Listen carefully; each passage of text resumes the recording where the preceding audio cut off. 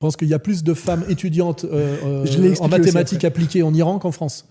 Oui. D'ailleurs, c'est pas moi qui le dis, c'est Emmanuel Todd. Donc Emmanuel Todd, on peut pas le soupçonner, tu vois, d'être, comment dirais-je, un activiste pro-iranien ou comment moi aujourd'hui je suis poursuivi pour être soi-disant à la tête de la pieuvre iranienne en France. Justement, explique-nous cette affaire. On a appelé qu'un certain maître Veil, je ne sais pas si c'est lié à Simone Veil, j'ai pas vérifié, a dit que c'était les réseaux soralo-iraniens. Alors ces réseaux soralo-iraniennes, c'est 3 personnes, dont 2 que je ne connais pas. Ça serait lui, moi. Et 2 personnes, une iranienne et un Français converti au chiisme, je crois. Et on parle de pieuvre iranienne en France. Je ne sais pas si je vois, par des gens qui sont... Je veux dire, s'il y a une pieuvre iranienne en France, comment on appelle la domination sioniste sur la France ? Je ne sais même pas. Là, je ne sais pas comment... Quel animal fantastique, tu vois, pourrait représenter cette domination. On est dans le ridicule, mais tout ça m'a amené à un procès où on a demandé, le procureur a demandé 3 ans de prison ferme contre moi. Et la réalité, c'est quoi ? C'est que je suis de fait le directeur de la publication du site Égalité et Réconciliation, qui héberge et qui a hébergé pendant un certain temps une émission récurrente qui s'appelait L'Axe de la Résistance, animée par 2 personnes, dont je crois d'ailleurs Youssef Indy, et ce jeune qui a eu des problèmes avec la justice, là, et qui donnait le point de vue, on va dire, iranien sur les tensions proche-orientales, et notamment sur Israël. Donc aujourd'hui, n'avoir pas un point de vue strictement sioniste et israélien sur le Proche-Orient vous fait inculper pour apologie de terrorisme, association de malfaiteurs dans un but de soutien au terrorisme. Alors qu'on est face à un État-nation légitime qui s'appelle l'Iran, qui, je le rappelle, est dans ses frontières depuis des siècles. Le chiisme iranien est au pouvoir depuis le XVIe siècle. Hein, voilà.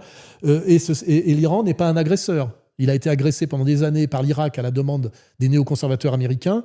Puis aujourd'hui, il est menacé systématiquement par Israël, alors qu'en fait, ils n'ont pas de visée expansionniste. L'Iran ne prétend pas coloniser des territoires. L'Iran chiite ne prétend pas mener une guerre de religion contre, je ne sais pas quoi, contre la chrétienté. Ils sont dans une position défensive et ils sont harcelés en permanence par ce petit État israélien qui, depuis 1948, s'est implanté au cœur du monde arabe, alors que ce sont massivement des gens qui viennent d'Europe centrale. Et il crée depuis cette époque des troubles au Proche-Orient, et même au Proche-Orient élargi, ce que d'ailleurs a fait remarquer de façon un peu agacée le général de Gaulle lors d'une allocation publique en 1967, en novembre 1967, où il s'est mis à parler de ce peuple d'élite sûr de lui-même et dominateur qui allait en gros créer des guerres sans fin pour les 50 prochaines années. Il ne s'est pas trompé de Gaulle encore sur ce sujet-là. Mais aujourd'hui, en France, on est sommé d'applaudir inconditionnellement et de soutenir inconditionnellement ce que fait le gouvernement de Netanyahou à Gaza. Et la moindre critique est qualifiée d'apologie de terrorisme et vaut bannissement et même poursuite, puisque moi, effectivement, ils se sont servis de l'affaire iranienne pour me poursuivre. Alors que je te dis, ce qui est reproché à ce jeune homme qui animait l'émission sur Égalité et Réconciliation, qui était de très bonne tenue, c'est que par ailleurs, il animait un fil Telegram sur lequel je ne suis pas.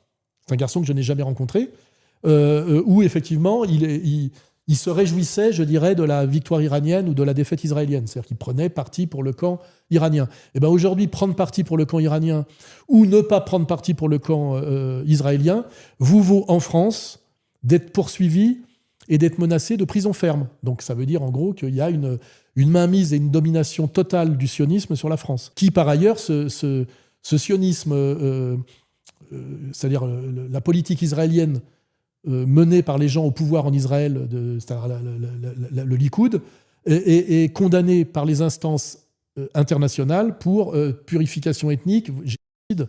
Donc on est dans une espèce de paradoxe, dans une contradiction flagrante, où des gens exigent d'être obéis et poursuivent, alors qu'ils sont eux-mêmes condamnés, et condamnés pour ce de quoi ils vous soupçonnent.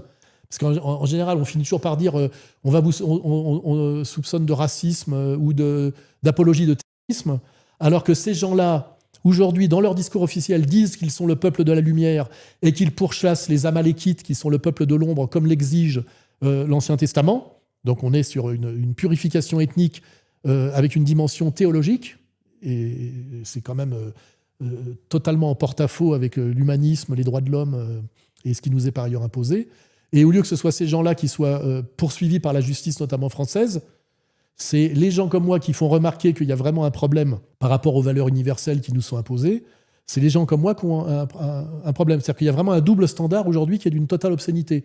C'est-à-dire que des suprémacistes raciaux essayent de faire et font condamner pour racisme des gens qui, s'appuyant sur les valeurs humanistes et antiracistes, montrent que ces gens-là sont sortis totalement de l'humanisme et de l'universel. On est dans une inversion totale, hein, c'est-à-dire empire du mensonge et inversion totale des valeurs. Alors la question, parce que ça c'est indiscutable, hein, il faut mentir pour dire le contraire de ce que je dis, ça s'appuie sur l'histoire, la logique et la morale. La question c'est combien de temps cela va-t-il durer ? Combien de temps encore et quelles seront les conséquences in fine de ce mensonge, tu vois, de ce mensonge et de cette inversion systématique. À un moment donné, il y aura un prix à payer pour tout ça. Ça ne peut pas passer comme une lettre à la poste, ça ne peut pas durer indéfiniment.